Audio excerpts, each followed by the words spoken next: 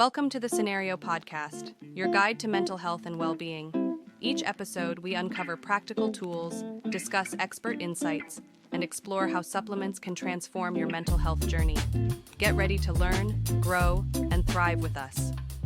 Ever notice how even when you finally get a quiet moment, your mind just won't stop? It's like you're going a mile a minute, and actually finding some stillness feels like you've accomplished something huge. Yeah, for sure.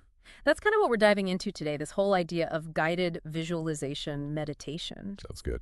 Not just relaxing, but using your imagination in this really powerful way to feel better, mentally. I'm with you. If you've ever tried traditional mindfulness Mhm. and just felt like, I don't get this, I've been there. or you're just curious about meditation overall, guided visualization is a great way in. So what is it exactly? Yeah, good question. It's like meditation, but your imagination gets to play too. It is. Instead of trying to clear your mind, which can feel impossible, Oh, that can't. you focus on peaceful images really intentionally. Exactly. And there's usually someone or something guiding you through it, like a narrator, Okay. almost like an audio adventure for your mind. You could be walking through a forest or imagine yourself achieving a goal you have. Okay, so it's not just sitting there trying to think of nothing. No, not at all. There's an actual experience happening. There is. And that's what makes it so engaging.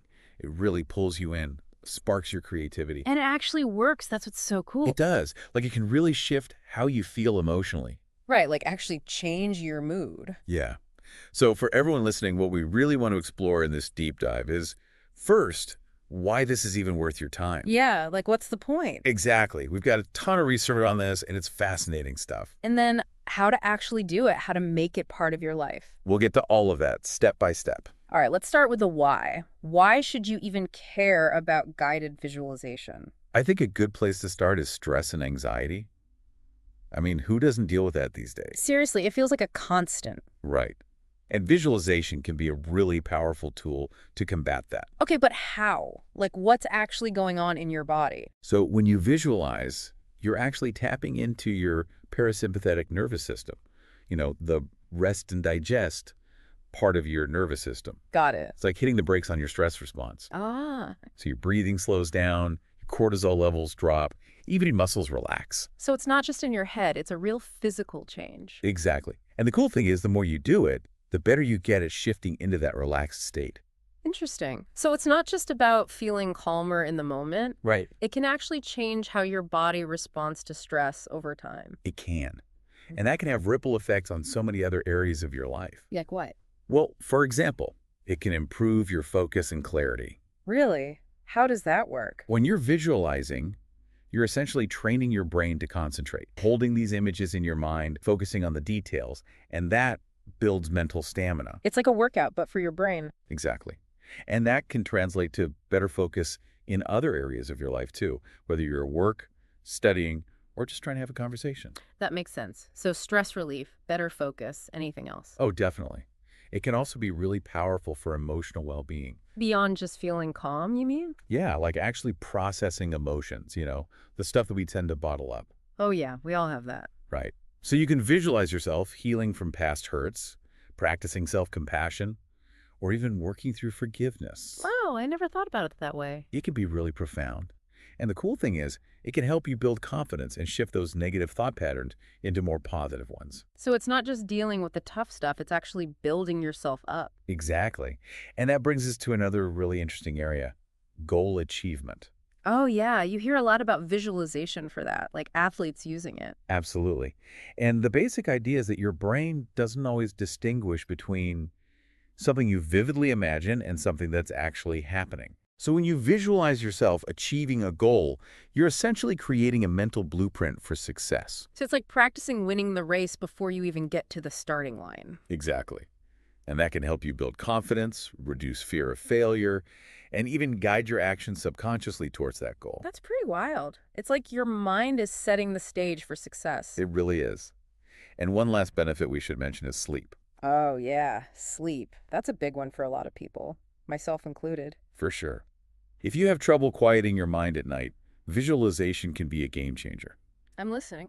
You can imagine yourself in these super calming scenes, like floating on a peaceful lake or watching the stars. Sounds nice. It is. And that gentle focus helps quiet all that mental chatter and makes it easier to drift off. So we've covered a lot of ground here, a lot of benefits. We have. But let's get practical now. How do you actually do this? The good news is it's way simpler than you might think. Okay, that's good to hear. You don't need any prior experience, fancy equipment, or even any specific spiritual beliefs. So what do you need? Just a few quiet minutes, an open mind, and someone or something to guide you. All right, so walk us through it, like step by step. Absolutely. So first things first, find yourself a quiet, comfortable space. Easy enough. It could be your bedroom, a quiet corner at work, even a park bench. Or your car, if it's parked and safe, of course. Exactly. And whatever you do, turn off those notifications. Oh, good point. Silence those phones. Next, get comfortable, whether that's sitting up or lying down. Pillows, blankets, whatever makes you feel cozy. Exactly.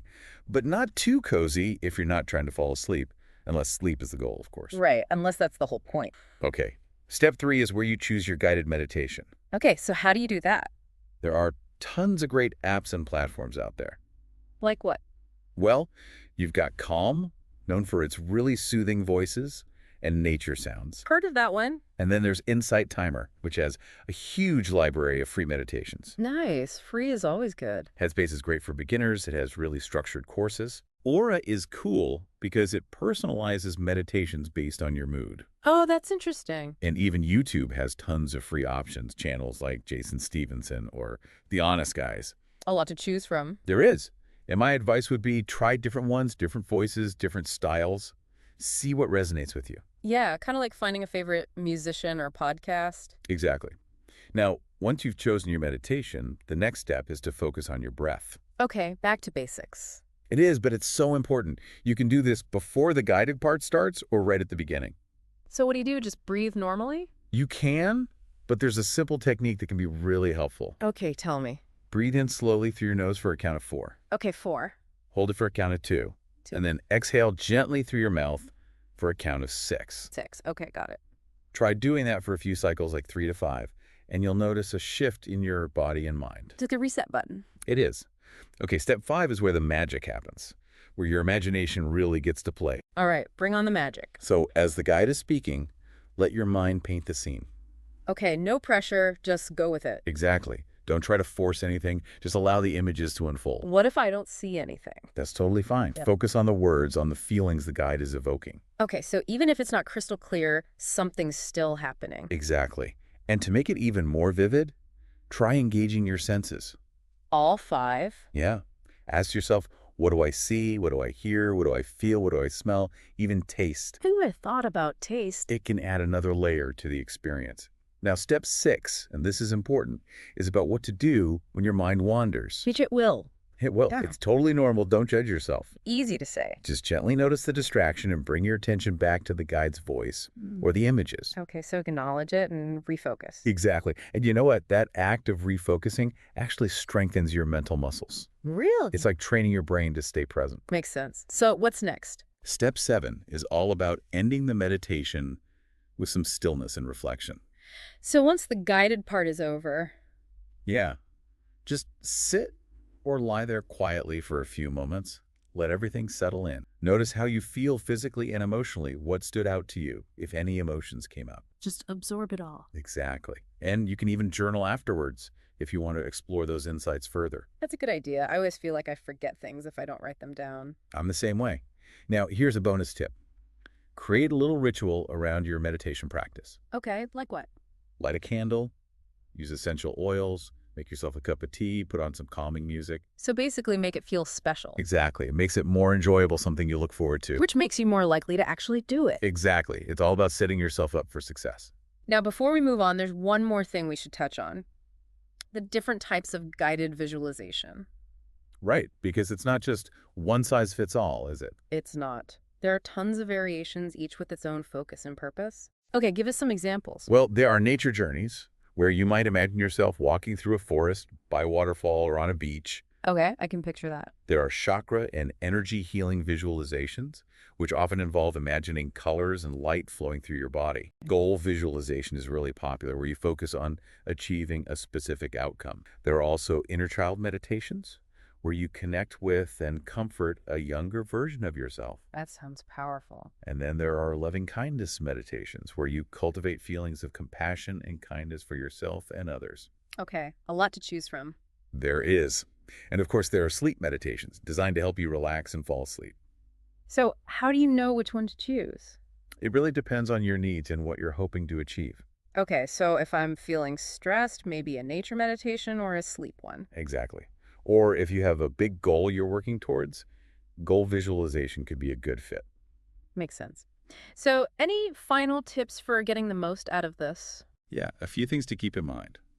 First, consistency is key. As with most things. Seriously. Even if you only have 5 or 10 minutes, doing it regularly makes a huge difference. I imagine that helps your brain get used to it. It does. And it can be helpful to meditate at the same time each day. Like building a routine. Exactly. Another tip is to use headphones. It really enhances the experience Blocks out distractions. and allows you to fully immerse yourself in the guide's voice and any sound effects. Noise-canceling headphones, probably a good idea. Definitely. And don't be afraid to experiment with different guides and styles. We talked about that earlier. Yeah. It's like finding your favorite teacher. You want someone who resonates with you. And what about journaling? Oh, that can be a really powerful tool. For processing the experience, you mean? Yeah. It helps you make sense of what came up, track your progress, and integrate the insights into your life. Okay, so maybe jot down some notes right after the meditation. Exactly. And finally, be patient and kind to yourself. That's always good advice. It is.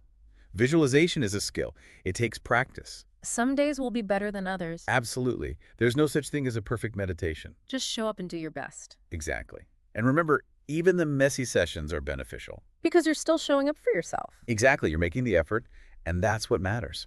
So as we wrap up here, it's clear that guided visualization is more than just a way to escape. It is. It's like a journey inward, back to yourself, I love that. in a world that's constantly demanding our attention. Oh, yeah. It's a way to create space for peace and clarity and healing, And it reminds us that we have the power to cultivate calm within ourselves. not just waiting for it to happen, but actually creating it. Exactly. And we can do that through imagery, intention, and breath. Pretty amazing when you think about it. It is. So if you're feeling overwhelmed, anxious, stuck, or just craving stillness, Or even all of the above. right, give guided visualization a try. Make it your sanctuary, a place to reset and recharge. I'm all for that. And actually, if you're open to it, let's take a moment to do a quick visualization right now. Okay, I'm game. Imagine you're standing barefoot on a beach, the sun's setting, casting these beautiful colors across the sky. Oranges and pinks and golds. Yes, exactly. Gentle waves are lapping at your feet, the sound matching your breath. It's getting calmer already. And as you walk along the shore, you feel lighter with each step, any tension or worries melting away. The ocean's washing it all away. Just pause for a moment and listen to the sounds around you. The soft breeze, the waves, your own heartbeat. Steady and strong. Take a deep breath and say to yourself, silently or out loud, you are safe, you are present, you are at peace. You are safe, you are present, you are at peace. Now, take one more slow breath and gently open your eyes, carrying that sense of calm with you. Wow, I feel a difference already. That's the power of visualization. And as you go about your day, I'd like you to consider something. What's that? In what other areas of your life could you use your imagination in this way to unlock new possibilities, to be more creative, to feel more fulfilled? That's a great question. Something to think about for sure. It is. Thanks for joining me on this deep dive. It's been a pleasure exploring this with you. Absolutely. Until next time. See you then. Bye. Thanks for tuning in to the Cenario podcast. Don't forget to visit Cenario.com for more expert tips, articles, and supplements designed to support your mental health. If you enjoyed this episode, remember to subscribe and share it with a friend. Until next time, take care of yourself.